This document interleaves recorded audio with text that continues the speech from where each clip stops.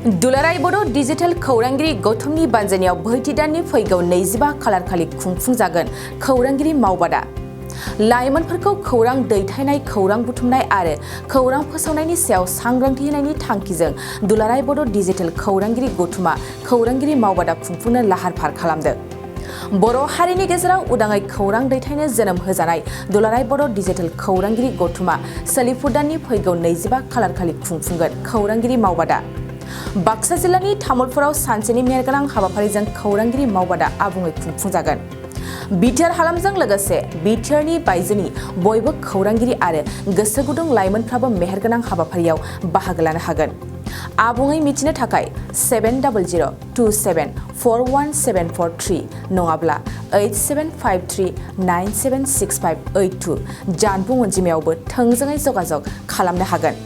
हाबाफारियावनो एबसुनि आफादगिरि दिपेन बर', गागि खौरांगिरि प्रितम ब्रह्म चौधुरी, क'क्राझार प्रेस क्लाबनि बारग' आफादगिरि, लोगोसे दि सेन्टिनेल खौरां बिजोंनि खौरांगिरि अजित बसुमतारी, बड'लेण्ड जार्नालिस्ट एस'सिएशननि गाहाय नेहाथारि रमेन दास आरो गुबुन गुबुन गुन गोनां आलासिफ्रा बाहागो लागोनखौ खौरांगिरि मेलनि गेजेरजों फोरमायदों दुलाराय बड' डिजिटेल खौरांगिरि गौथुमनि गाहाय नेहाथारि राकेश रामसियारिया।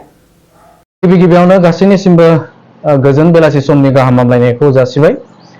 अल बड' डिजिटेल जार्नालिस्ट एस'सिएशना गिबि खेबनि थाखाय खौरांगिरि मावबादा, बे मावबादाखौ तामुलपुर आव जों खुंफुंनो थाखाय फैगौ 25 मे 2023 मायथाइयाव जों खुंफुंनो थाखाय आखायाव लादों। आरो बेनिनो साफ्रोमबो जोंनि बिटिआर आरो आउट अफ आसामनि थामहिनबा बिटिआरनि बायजोआव थानाय गासैबो खौरांगिरि बिथांमोनखौ जोंनिफ्राय बा अल बड' डिजिटेल जार्नालिस्ट एस'सिएशननिफ्राय बिथांमोनखौ बाहागो लानाय थाखाय नैबे समाव जों हांख्रायगोन। जाय बिथांमोना बे मावबादायाव गिबि खेबनि थाखाय खुंफुंजानाय जे हाबाफारि, बे हाबाफारियाव बाहागो लागोन आरो बिथांमोनखौ मोननैसो गोनांथि बा गोनांथार बाथ्रा नोंथांमोनखौ फोसावनो थाखाय जों आखायाव लादों। बेहाय बिटिआरनिल' नङा, बिटिआरनि बायजोआव थानाय गुबुन गुबुन जायगायाव थानाय खौरांगिरिजों लोगोसे जाय बिथांमोना स्टुडेन्टबो बा जाय बिथांमोना फरायबाय थादों बिथांमोनाबो बे हाबाफारियाव बाहागो लानो हागोन। साफ्रोमबो जाय बिथांमोना नैबे खौरांगिरि मावबादाखौ लानो गोसो, थामहिनबा बिथांमोना फैनो गोसो, दा बिथांमोना 25 मे 2023 मायथाइयाव जोंनि मावबादा, थामहिनबा अल बड' डिजिटेल जार्नालिस्ट एस'सिएशनबो खुंफुंजानो गोनां जे मावबादा, बे मावबादायाव नोंथांमोना बाहागो लानो हागोन। बेखौ अल बड' डिजिटेल जार्नालिस्ट एस'सिएशननिफ्राय नैबे समाव खावलायबाय। लोगोसेनो बेहाय जों हाबाफारि, थामहिनबा 25 मेआव जानो गोनां जे हाबाफारि, बे हाबाफारिखौ जों नोंथांमोननि गेजेराव नैबे समाव लाबोनो नागिरदों। फुंबिलिनि 9:30 रिंगायाव जोंना रेजिस्ट्रेसन जागोन। थामहिनबा जाय बिथांमोना पार्टिसिपेट खालामगोन, जा बिथांमोना फैनानै, थामहिनबा नैबे समाव बेखौनो बुंखागोन जे जानबुंनि गेजेरजोंबो रेजिस्ट्रेसन खालामनो हागोन। जानबुं नाम्बारखौ दसे समाव आं फोसावगोन।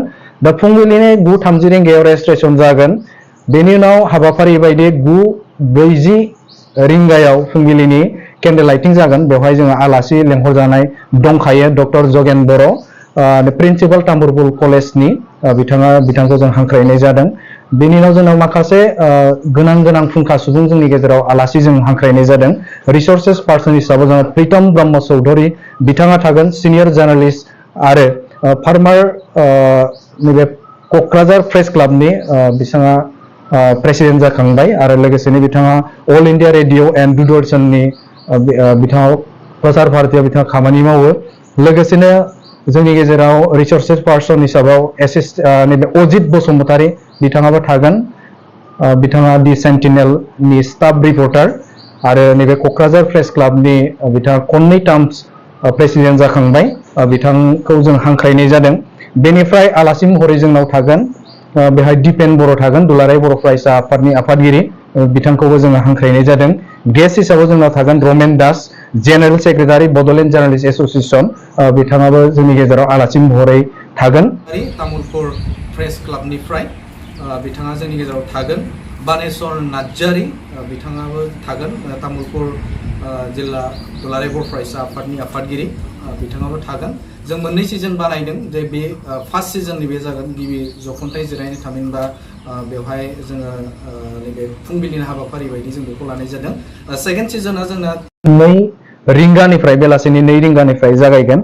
बेवहाय रिसोर्सेस पार्सन हिसाबाव जोंनि गेजेराव थागोन Bedabrata Bora, senior journalist and former managing director Assam टक्सनि बिथांखौ जों फुंखा सुबुं हिसाबाव जों आलासि महरै जों हांख्रायदों।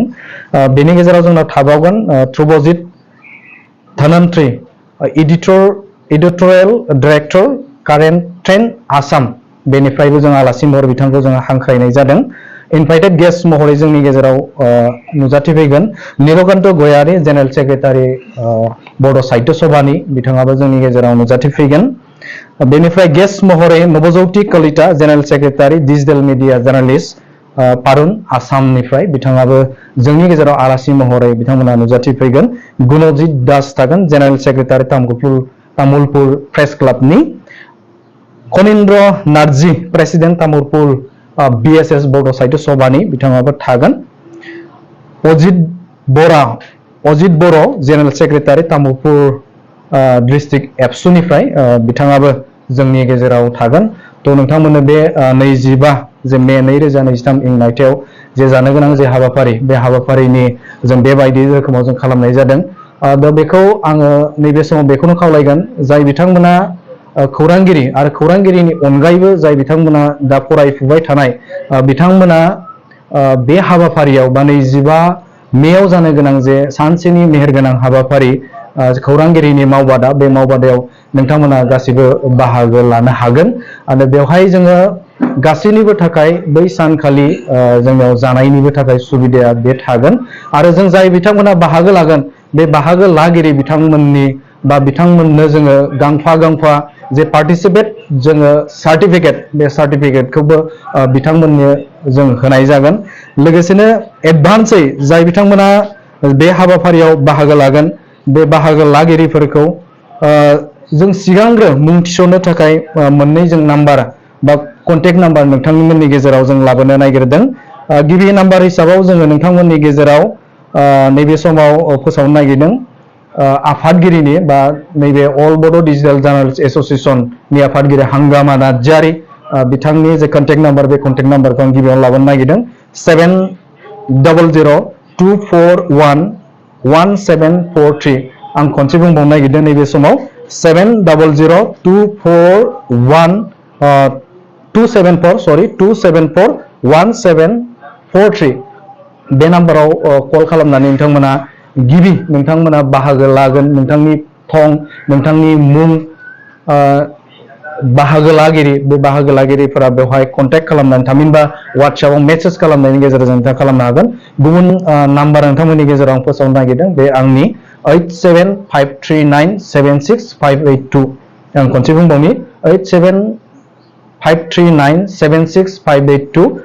बेवहायबो नोंथांमोना कन्टेक्ट खालामनानै बा नोंथाङा वाट्सएपनि गेजेरजों जाय बाहागो लागोन बेनि आबुं मुं लोगोसे थं, बेखौ नोंथांमोना बेवहाय सेन्ड खालामनानै थामहिनबा नोंथांमोना रेजिस्ट्रेसन खालामनो नोंथांमोना हागोन। थ' बेखायनो आं खावलायगोन साफ्रोमबो नैबे बिटिआर हालामनि आरो बिटिआरनि बायजोआव थानाय साफ्रोमबो खौरांगिरि आरो खौरांगिरिजों लोगोसे जाय बिथांमोना फरायफुबाय थादों, बिथांमोनाबो बे मेहेरगोनां हाबाफारियाव बाहागो लानो हागोन, आं बेखौ खावलायदों।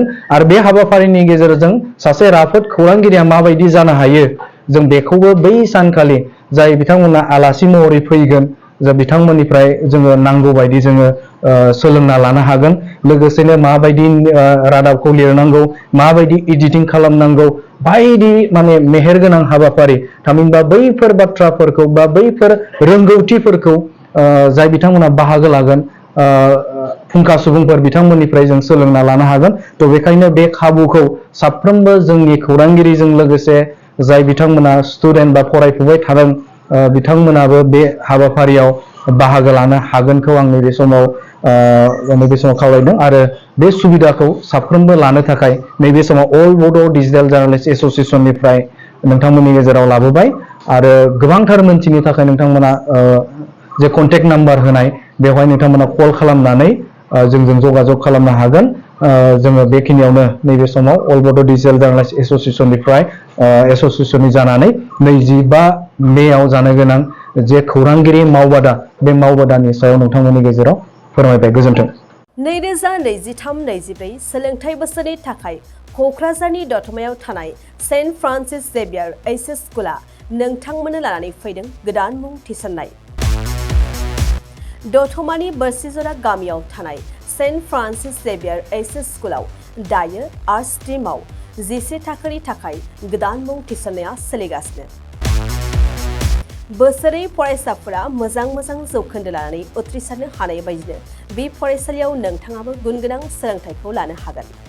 लोगोसेयैनो बे फरायसालियाव सोलोंथाइनि मोजां थासारिखौ बिथा खालामनानै हौवासा आरो हिन्जावसानि थाखाय आलादा हस्टेलनि खाबुबो दं। गोसो गोनां बिजाथि एबा फरायसाफोरा आर्ट्स स्ट्रीमाव 11 थाखोनि थाखाय मुंखौ सेन्ट फ्रान्सिस जेभियार एइचएस स्कुलाव थिसननो हागोन। मुं थिसननायनि बागै आबुं बाथ्राखौ मिन्थिनोब्ला नैबे मबाइल नाम्बार 7637819350 एबा 6900559217 आव थोंजों सुलाद लानो हागोन। थामहिनबा सेन्ट फ्रान्सिस जेभियार एइचएस स्कुलाव थांनानैबो नोंथाङा सुलाद लाहैनो हागोन।